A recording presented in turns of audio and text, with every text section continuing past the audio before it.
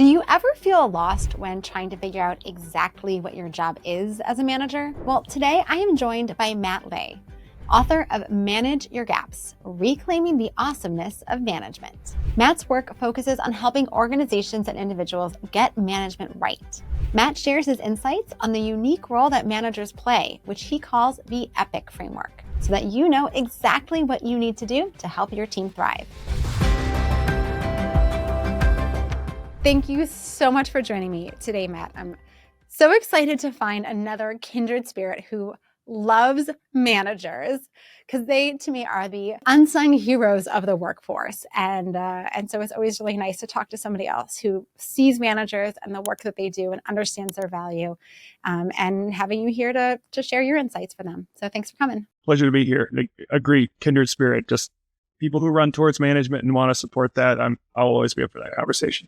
So maybe you can start us off with sharing how you think of management as a job or as a role. Like, what does it mean to be a manager? Like, what is it that we are here to do in the world? For me, I think we have to tease out manager and management as a role versus set of activities, because I think it's an important distinction to make.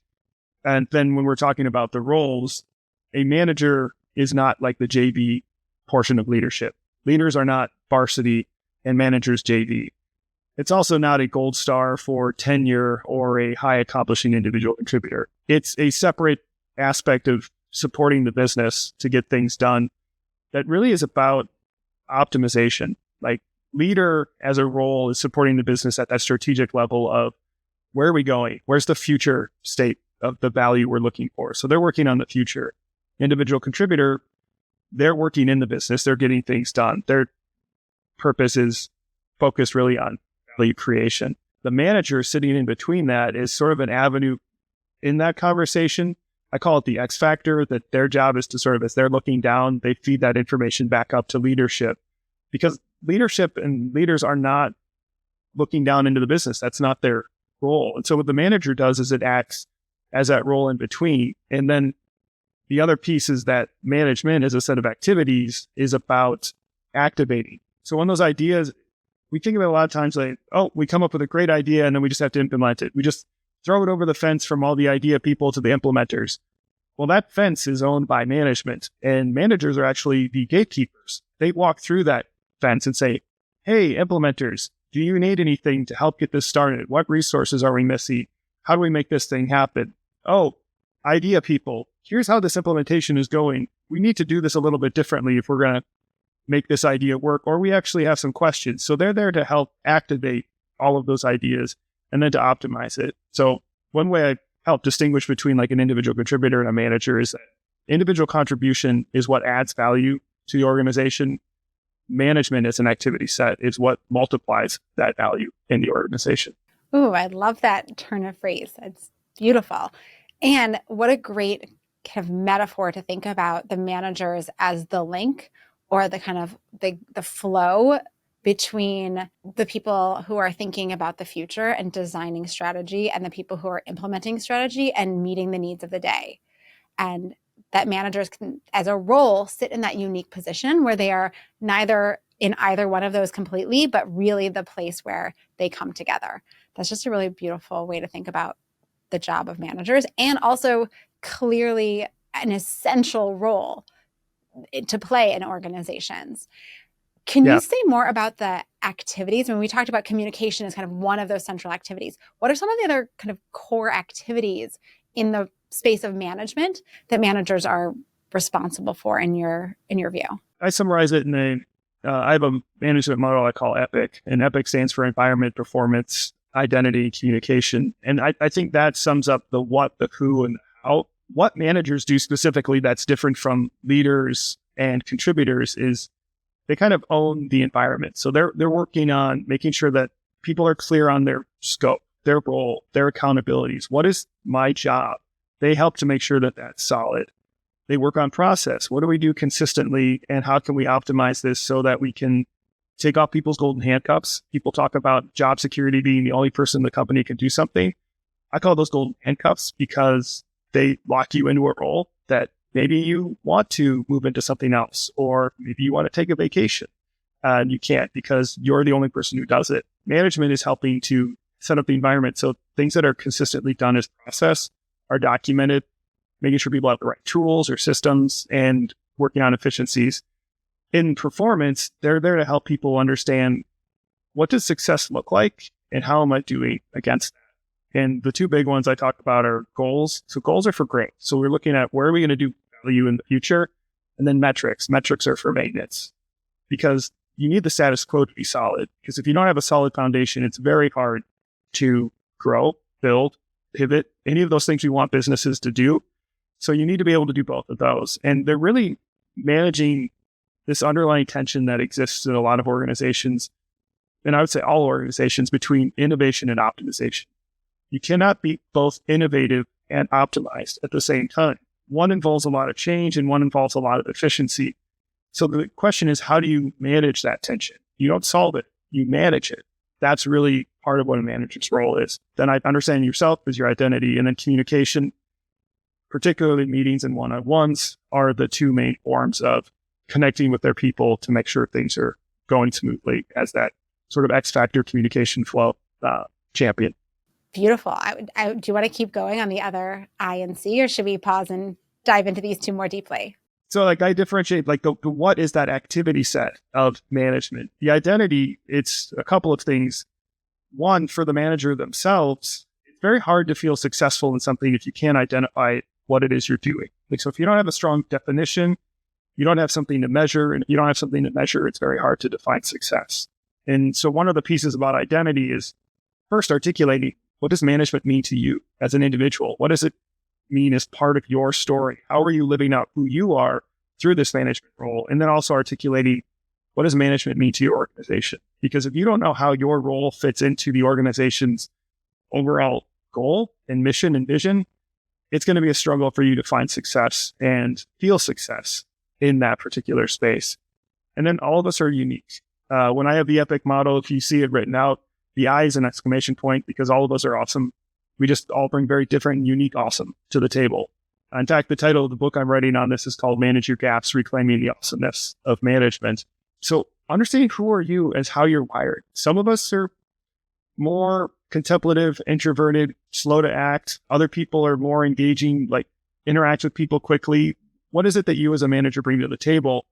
And then how can you leverage that and partner around that to accomplish the goals of your organization? Because understanding how you show up helps you be successful in carrying out whatever it is your team is being asked to do. Because if you're a manager, you've got a team, you've got people that you need to help coordinate as you carry out a set of activities that the organization has made you accountable for. And then to the C, to communication, that's really understanding there are multiple communication channels. I believe we've all probably shown up for a meeting that should have been an email or gotten an email that really should have been a meeting. Those are just because they're different communication channels. So what are you trying to accomplish when we're communicating? Because nobody communicates without a purpose. And sometimes what we're trying to communicate is more about what's behind what we're trying to say. And we have to be able to listen in and then ideally leverage the right channels to do that. Meetings and one-on-ones, one of the things I'm a big proponent of is there's no such thing as a 1 hour meeting. Every meeting has at least 2 people in it. So a 1 hour meeting is 2 hours of productivity that you are exchanging for what? So if we can't be clear on what the purpose of the meeting is, are we making a decision? Are we having a discussion? Is this informative? Because if it's informative, it should be a meeting. Meeting's a bad channel for informative information. Unless you need feedback, you don't really need everyone in the room. So maybe it's a poster, maybe it's a video. The other one is one-on-ones. And that to me is a real focus on one of the concepts that I build is if all the value creation is done by individual contributors, they're sort of the center of the organization. And then management and leadership are really contingent roles on whatever the needs are of the individual contributor to do their job. And that's not to say that leaders and managers can't be involved in individual contribution, which is to say the activity of creating value. But their accountabilities, their role isn't in the organization to create value. It's to either multiply it or identify where we're going to find it in the future. And so one-on-ones is a place where the manager is supporting the individual contributor, the person that's a direct report for them. So the one-on-one is the person that's in the contributor's time. It's not the manager's time. And so you need to use that to understand, what are they needing? Where are they looking to grow? How is this role playing into their career path? Because I think one of the things we also tend to do in this space is we confuse two pieces about path. Path is a way we move through a particular environment. What people really need to know is, what is that environment? That's cartography. That's map making. So I think a lot of times what managers and leaders really need to be doing is getting much clearer on the cartography of their environment, of their culture, and let people become aware of that so that they can, in a sense, chart their own path through it. Maybe it's a very clear, consistent path. You're going to move from associate analyst to senior analyst. A lot of people have tried that one before. We can be very clear on that. Maybe you see something in a totally different department. You're going to trot a path that's very unique. It's not common. So what do we need to do to help you on the cartography? So the communication is really helping people understand, where are they going?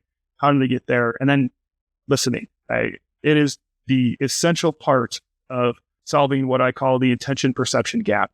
Because a lot of times what we intend to say and what people perceive us as hearing, or what we perceive people as saying when they intend to say something different, we get lost in translation. And if we aren't strong on our listening skills, that can become a danger point for managers, because there's a power dynamic invested in that relationship, because it's about right order for the organization. If we misuse that power, we could potentially shut people down. And so I want managers to have a chance to step back and say, how can I see this differently through that intention perception gap? And how can I leverage listening to help get at what people are actually trying to communicate? So that's kind of a bit around the I and the C for the rest of the model. I mean, it's such a lovely framework.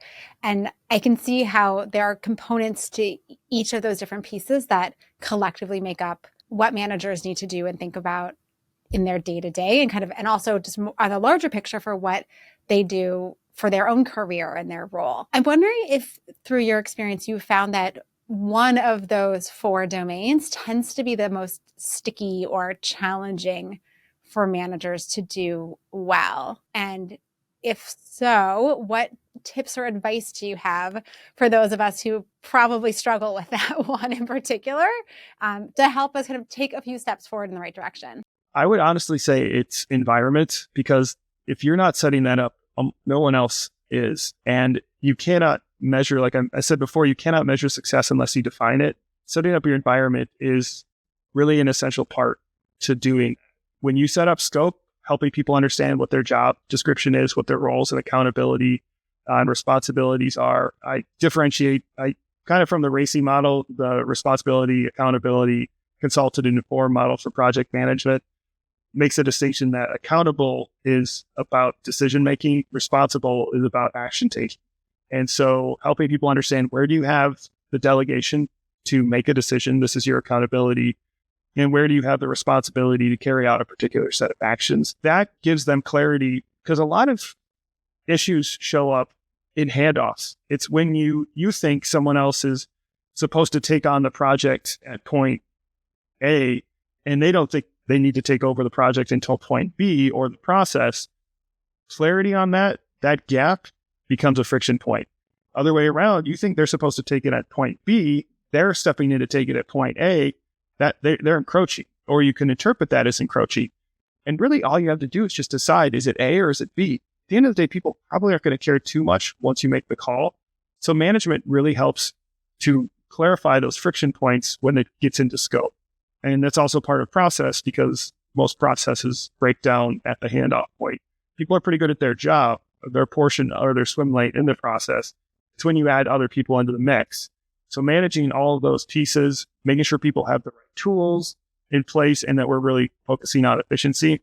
That's, I think, if you don't get that right, what you end up with is a lot of static, a lot of sort of background noise going on of, well, I'm not sure what I'm supposed to do, so I got to focus my energy here. But I'm also supposed to be having these one-on-ones. And then leadership wants me to come report back on how things are going. And I'm also supposed to go out and carry out this project and be a participant. And if you don't set those pieces up, it's very hard, because that's the foundation to build anything else. And also, kind of my last point on it, it's one I bring up because I do a lot of process documentation work. That's one of the areas that my background is supply chain operations. So a lot of my consulting work now involves working with organizations to design process. And one of the pushbacks I get pretty consistently is like, but our environment's so unique, or we're always changing. We're not going to be able to pivot. We're not going to be able to be ready for what's coming down the pipeline if we solidify ourselves. They think that process means set in stone, that from here forevermore will never change. And I just say, you ever been on a beach? And I play ultimate frisbee. I played some beach ultimates. Do you think it's easier to pivot and change direction if I'm running in the water, on the sand, or on the boardwalk? And pretty clear the answer is the boardwalk. It's like, because it's solid ground. As a process is the solid ground of business. If we keep everything loose and flexible, it's like we're trying to run on sand or on the water. One is impossible. Two is difficult. Like, we just can't do that very well. So process actually is the foundation of our ability to be agile, because it allows us to know exactly where we pivot. And then also when we make that pivot, we know what the impact of the pivot's going to be. It's like, oh, we want to change this new system in accounting. Well, shoot, we didn't realize that system also interfaces with something from our sales team that isn't going to work with the new option you're putting out there. And if that's in the process, you know that up front before you go and spend money, do the integration, and realize you have to MacGyver a solution on the back end. Process is the foundation that allows us to actually be agile. Yeah, I mean, you just said so many things I want to pick up on. All right, so first, the issue happening kind of with the handoffs. I instantly was thinking about a couple of years ago, I was volunteering and I was going to be the new committee chair. And so the other person was handing it off to me. I thought the handoff was taking place in the fall. She thought the handoff was taking in the spring. So we didn't have any meetings for 6 months. And then a staff member reached out to me and they're like, hey, how's your committee going? And I was like, what are you talking about? I'm not in charge yet. And they were like, we thought you were. So completely, right? When we're not on the same page, and then we just lose time, as you said, and we kind of create messes and we create frictions and we create frustrations. And I had a lot of catching up to do at that point because nothing had happened for 6 months and we were really behind in our committee goals. So just doubling down on that, getting the clarity around who's responsible for what and when, so important. I have one example I came up with. One of my clients, we were talking about process, and there was an older member of the team, like they've tenured, they've been there like 5 years, and there was a new employee who was starting, and they were like, oh, I want to help them to understand their role. And so I'm going to help them with the few of these steps in this process. The new person thought that like they were supposed to be accountable for those other steps. And so they felt like this person was coming in, was like basically telling them, you don't know what you're doing. They were encroaching on their space. They were a little bit, new and nervous in that. And so they actually pushed back and like said, no, I don't need this. I've got this. And so what ended up happening, because it wasn't clear on how it was defined, is one person's good intentions became interpreted as encroachment by another person just because of that lack of clarity. And guess what the result is? That more tenured employees like, forget this. I'm not going to help this person. Like they clearly don't like value my addition to this. And if they just would have had a conversation, a manager or someone else was in there and saying, hey, this is all fairly new. This person used to do this in the past. We're going to have them sit with you for these processes. You'll end up owning them. But they're just going to make sure, you have someone to talk to. All of a sudden, everyone's on the same page. It's seen as a positive across the board. And we end up with a good outcome versus good intentions leading to broken relationship. And once again, shows the importance, as you were saying, about having solid processes, right? It can also, as you were saying before, become such a mess when you don't even have a process in place. And so you're trying to train somebody new to come in and take over, and it's not documented, or it's not even official, or it's just how I've done it. And so, whatever, right? Like we need that solid ground. I'm wondering if you have any other stories about the shift that's happened for folks when they've made that leap to document processes, to get really clear on what are those must-have steps, right? Not the like, we have to have every little step document. You have to do it exactly this exact way and, constraining. Then in the way of creating enough of a boardwalk for people, or enough of that foundation that there's clarity around the process and the expectations, and then they can make those choices around when to pivot if needed. I was working with a woman that she was kind of in those golden handcuffs. She was the only person who knew how to do it. She'd set up the system for how they process a customer order into their system. And so she kind of became the funnel of that. Well, they continued to grow. And so they were getting employers like, hey, we need to figure out how to do this so other people can get involved. She's like, it's just really complicated. I got it. I'll take care of it. And it was like 80-90% of her job was trying to get this done. And yeah, we got into that conversation. There was some fear around, if I don't do this, like, and someone else can do it, like, what do I do? What value do I bring to the organization? And so we worked through some of those pieces and her skill sets and where she could show up. But when we went to document it, she's like, it's just, there's so many complicated pieces. I don't even know how to begin. And that's one of the benefits that, usually bring to a situation is I'm a total novice. I have no idea how to do half the stuff that people are asking me to document for them, which is a benefit because I ask the novice questions, which is what process is for the beginner. And so we were able to boil it down. And I think that moment when we had it written, and for me, good process documentation is if someone has access to all the systems, you should be able to hand that to them and walk away with no human interaction. They should still be able to carry out that process. And we did that. We gave it to someone who I said, I want to take someone from the department that has nothing to do with this. So someone that has limited to no experience with this process. We handed them the document and we walked away. And we said, we'll be over here. Come find us if you need us. And they got all the way through to the end of it. And it took them a little bit more time because it was new for them and all of that, but they were able to complete it. And I think that the big thing was like the realization on the back end is once she saw that, realizing we can do this differently, we can actually give someone something that helps them get this process done.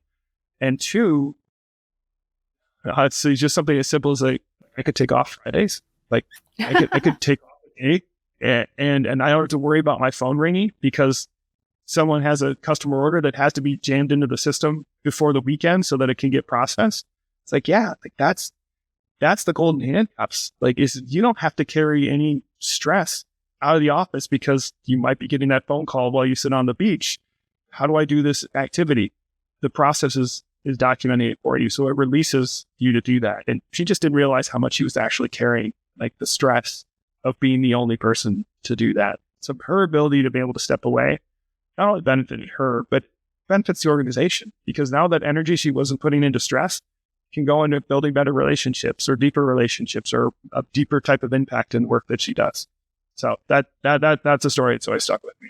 I love that story and what a sense of relief, and also like so important for all of us because most of us are going to move in our careers and someone is going to step into our role, and what a gift to be able to hand them a system that's already in place for them to learn, and then they can improve it from there, right? As you said, like doesn't have to be static, but at least it gives them a place to start from as they're onboarding to those sets of activities. I have to tell this other story because as you were describing this woman, it reminded me of a story that a client told me about when she came into her job.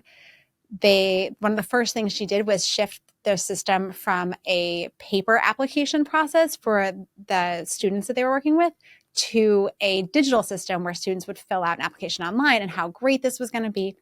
But she didn't really understand the whole ecosystem that you were mentioning before about how one set of activities interacts with another set of activities. So they did this huge tech rollout. It was really successful. The students were so happy. And then months into it, she discovers that one of her team members is printing out every one of the digital applications because the next part of the system wasn't digital. No one had thought about like how we're filing and coordinating the after pieces. And so she still had all of these filing cabinets with all of these paper applications that different people needed to sign in order to like move things forward or whatever.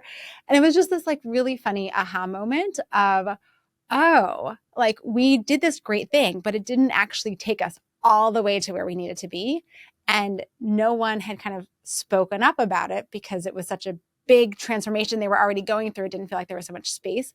But if she had really understood as the manager, the new person there, what the whole process looked like from start to end and not just this segment that felt like a big problem, they could have made different choices, right? But anyways, it just thought it was just a funny example of really understanding the whole system of the process. Yeah, then you bring up such a great point of every like process it doesn't exist in a silo, and like part of that handoff is it goes into a different environment, and even our process could have multiple handoffs, but it could be part of an even larger process. It's if we can't identify a great question, and it goes back to the goal, the book on theory constraints. That whole goal. What's the point of this process? What are we trying to accomplish? How are we optimizing for that? And so we're not looking just to locally optimize one aspect of the chain of process events, but the entirety of the process system.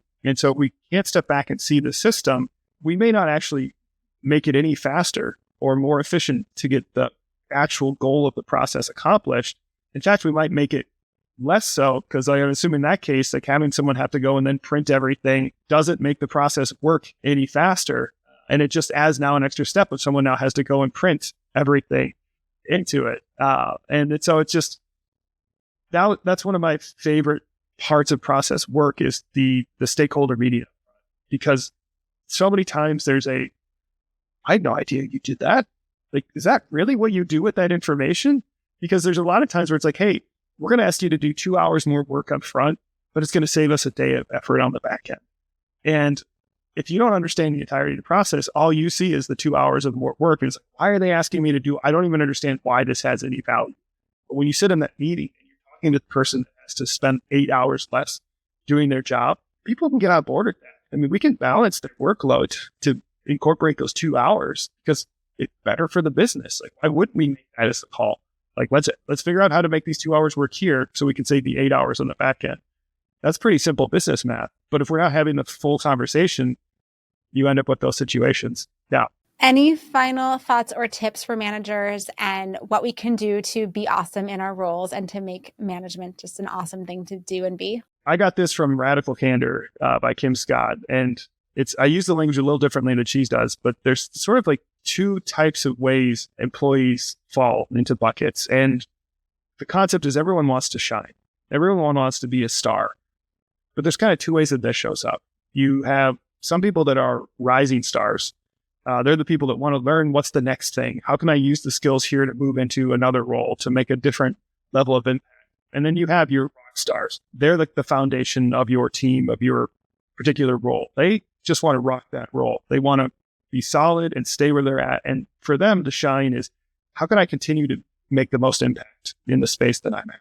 And especially new managers, I tend to find, because they themselves tend to be rising stars, they've moved into a new role, they think that that's what success looks like for everybody.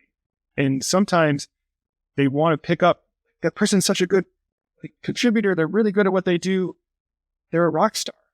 But they're trying to pick them up and say, I want to make you a rising star. And so it's like they're trying to pick up this rock and put it in the sky and say, rise, go. That's so much effort. And the same thing as someone's like, oh, this is such a great member of my team. We're going to be lost without them. They're a rising star. I'm going to drag this rising star back into my midst. Recognizing where someone's at and how you can support them in being one of those two spaces saves you a ton of effort. Like, support both. They both want to shine, but support your rock stars. Like, what do you need to be the best at what you're doing right now? And your rising stars say, how can we map your trajectory so that it best serves you and frankly is least disruptive to what we're doing? Maybe it's process. Maybe we have to document what you're doing so we can take off your golden handcuffs so you can soar and move on to the next thing without us being like, well, shoot, there goes all the knowledge on our department.